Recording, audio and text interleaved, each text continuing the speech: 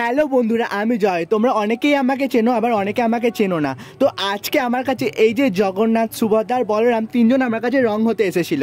তো চলো কতটা কি করতে পারি তোমাদের সঙ্গে শেয়ার করে নিই। আজকে ছিল একাদশীর প্রসাদ আমি পেয়ে নিয়ে তারপরে আমি আমার কাজে হাত দেবো। আজকে একাদশীর প্রসাদে ছিল একটা আলু দিয়ে রসা, সাবুর পায়েস, বাদাম ভাজা ও কিছু ফল। জগন্নাথ দেবের গায়ে যেসব পুরনো জামা কাপড় ছিল সেইগুলোকে আমি খুলে ফেলে দিয়ে একটা সাদা কোট করতে শুরু করে দিয়েছিলাম।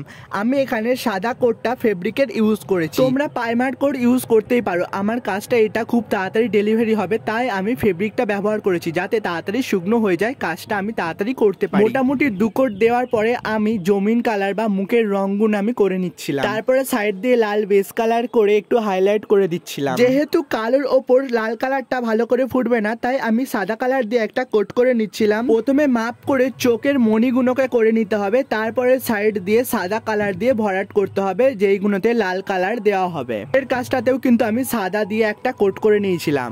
সুভদ্রাকেও আমি সেম প্রসেসে একটা সাদা কালার দিয়ে কোট করে দিচ্ছিলাম। তোমরা মাপ ঝোপগুলোকে একটু ঠিক করে রাখার চেষ্টা করবে, দেখবে সবকিছুই পারফেক্ট হবে। বলরামকে কি করব, সাদা কালার তো করাই আছে, তাই চোখগুলো আমি একটু লাল চিক কেটে নিচ্ছিলাম। ব্লু কালার দিয়ে আমি ভুরুটা করেছি আর হালকা আকাশি তার তলাতে আমি রাখার চেষ্টা করি। লাল রং দিয়ে তিলক ও হালকা কিছু কলকা আমি তার পাশে করে দিয়েছিলাম। তোমাদের সঙ্গে ছোট্ট একটা গল্প শেয়ার করে নেওয়া যাক। এই যে বিগ্রহগুলো দেখতে পাচ্ছ, এই বিগ্রহগুলো আমার একটা বন্ধু তার খেলার বসে বা তার শখে তৈরি করেছিল। আচ্ছা, তোমরাও কি ছোটবেলায় এমন কিছু তৈরি করেছিলে? যদি তোমরা তৈরি করে থাকো আমাকে কমেন্টে বলে যেও। যেই কাজগুলো একদম ক্যামেরার সামনে করা যাচ্ছিল না, যেমন ধরো ছোট ছোট কিছু কলকা, সেইগুলো আমি নিজের কোলের কাছে নিয়ে যত্ন সহকারে করে দেওয়ার চেষ্টা করেছি। তোমাদেরও যদি কোনো বিগ্রহ তোমরা রং করাতে চাও, তাহলে আমার সঙ্গে তোমরা যোগাযোগ করতেই পারো। আমার ফেসবুক অ্যাকাউন্ট আমি এখানে স্ক্রিনশট দিয়ে দিলাম, আমাকে ইনবক্সে হাই লিখে আমার সঙ্গে তোমরা যোগাযোগ করতেই পারো। সুভদ্রা ও বলরামের কলকাটা না দেখাতে পারলেও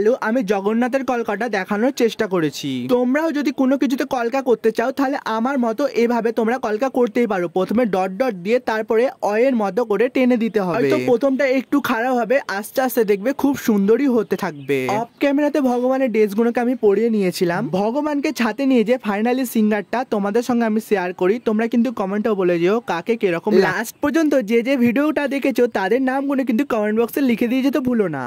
আজকের মতো এতটুকুই, দেখা হবে একটা নতুন কাজ নিয়ে। সবাইকে রাধে রাধে, সবাই ভালো থেকো।